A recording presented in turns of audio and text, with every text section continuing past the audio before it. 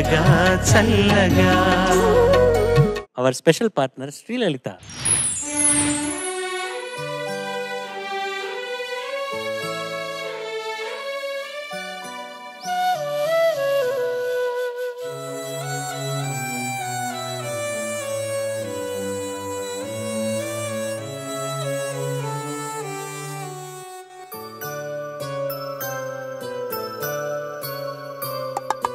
నాలుగు కళ్ళు రెండైనాయి, రెండు మనసులు ఒకటైనాయి. నాలుగు కళ్ళు రెండైనాయి, రెండు మనసులు ఒకటైనాయి. ఉన్న మనసుని కర్పణ చేసి లేని దాననైనాను, ఏమీ లేని దాననైనాను. నాలుగు కళ్ళు రెండైనాయి, రెండు మనసులు ఒకటైనాయి.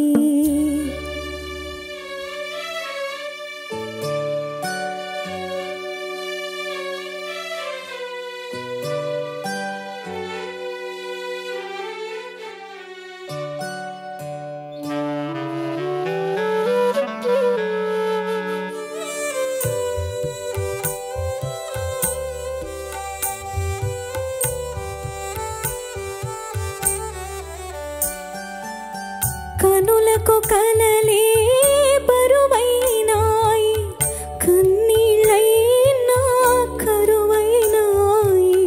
కనులకు కలలే బరువైనాయి, కన్నీళ్ళైనా కరువైనాయి. రెండు లేక పండు రేకులై ఎందుకు నాకి కనుదోయి, ఇంకెందుకు నాకి కనుదోయి.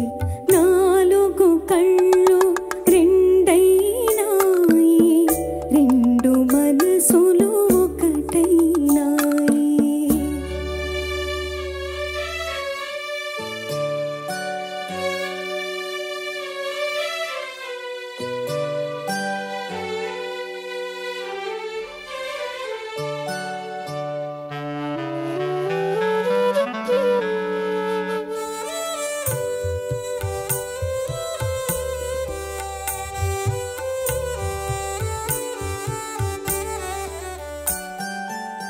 కదిలేసిలగా మారిపోతిని, కథగానైనా మిగలనైతిని.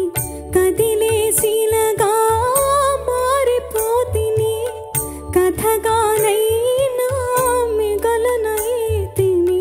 నిలువున నన్ను దోచుకుంటివి, నిరుపేదగనే నిలిచిపోతిని, నిరుపేదగనే నిలిచిపోతిని. నాలుగు కళ్ళు రెండైనాయి, రెండు మనసులు ఒకటైనాయి. ఉన్న మనసుని కర్పణ చేసి లేని దాననైనాను, ఏమీ లేని దాననైనాను. నాలుగు కళ్ళు రెండైనాయి, రెండు మనసులు ఒకటైనాయి.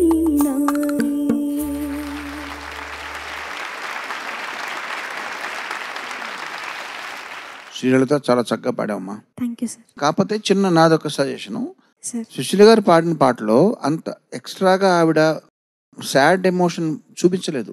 కొంచెం బ్లాంక్గానే, అంటే కోల్పోయిన వాళ్ళు ఎలా చూస్తారు, శూన్యంలోకి ఒక రకంగా చూస్తారు, అంతేగాని దాంట్లో వెక్కిళ్ళు కానీ కన్నీళ్ళు అలా ఏమి ఉండదు. సుశీల గారి వెర్షన్ కన్నా నువ్వు కొంచెం ఎక్స్ట్రాగా ఆ సాడ్నెస్ చొప్పించాలని చూసావు, కరెక్టేనా?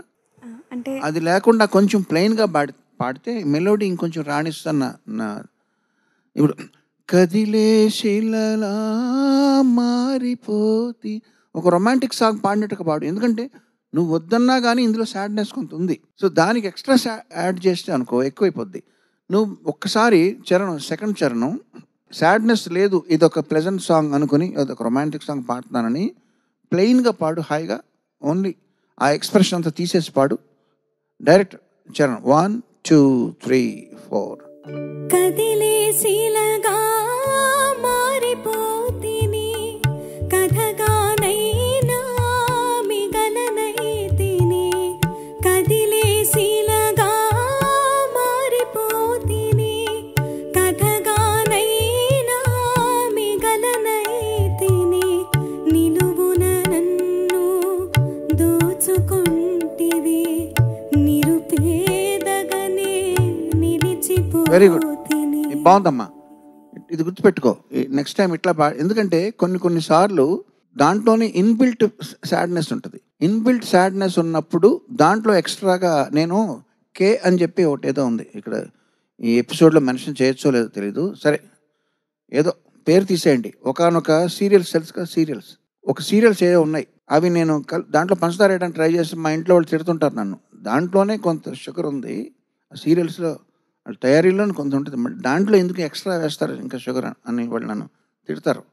అట్లాగా ఆ పాటలో ట్యూన్లో ఆ భావంలో అందులోనే కొంచెం నర్మగర్భంగా ఆ సాడ్నెస్ ఉన్నప్పుడు ఇంకా నువ్వు సింగర్ ఇంకా యాడ్ చేయడానికి ట్రై చేస్తే కొంచెం మెలోడీ దెబ్బతింటుంది అంతే. అర్థమైందా? నీ పర్ఫార్మెన్స్ చాలా బాగుంది.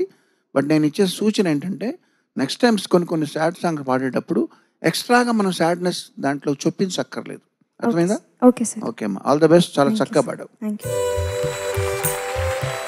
శ్రీలలిత. సార్. చాలా బాగా పాడావు. Thank you sir. కీరవాణి గారి సలహాలు తీసుకో. ఇంకొకటి ఏంటంటే నాకు అనిపించింది ఏంటంటే ఈ పాటలో ప్రత్యేకంగా నేను గమనించింది ఏంటంటే పాట అంతా మొదటి నుండి చివరి వరకు, పల్లవి నుండి రెండవ చరణం వరకు ఒక సమగ్రత ఉంది. నువ్వు పాడుతున్నప్పుడు మధ్యలోంచి ఒక పంక్తి తీద్దాం, ఒక పదం తీద్దాం, ఒక వాక్యం తీద్దాం అనట్లేదు.